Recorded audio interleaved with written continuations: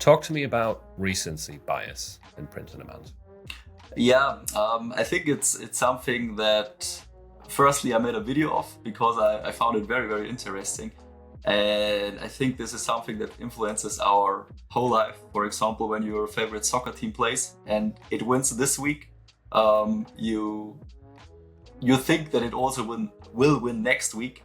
But the chances are more or less exactly the same, and the same is in print on demand. And I think that you have a lot of short-term information you get from advertising, from sales, designs, listings, whatever.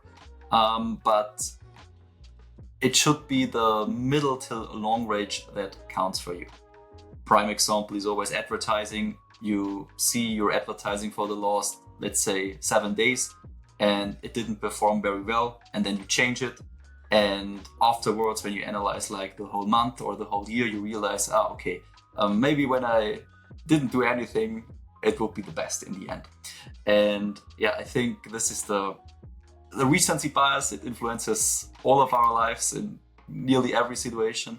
But you should at least think about it, that this is existing, and maybe think twice and say, hey, okay, before I change now, let's check a wider range and let's concentrate on a wider and on a greater goal instead of now short-term changes. Yeah, I agree. I always tell people to zoom out rather than looking at like individual days or even weeks, because it's still the same for me. I might have a week where the sales are really low and then panic and might want to change prices or whatever or increase my ads. But then if you zoom out and you look at each month, the sales are going up month over month. So I'm just panicking in the moment that this is the end and all the sales are going down, but it always comes back up. And you also had a good example, I think, in your video about mock-ups. So now Amazon Merch has introduced the mock-ups feature, right? And a lot of people are panicking, okay, this is going to destroy our sales, which is, again, like a recent event that you can use kind of as blame if your sales are going down. But I'm sure a lot of people are already seeing an increase in sales as well. So it just depends on the person's situation. And another example I thought of was, do you remember when COVID started? People were all panicking, saying this is the end of print on demand. Too many people are starting this. Now it's too saturated. No one talks about that anymore. Now it's AI, the new evil end to print on demand sellers. Yeah, exactly. Always that what happened is the worst thing that ever happened.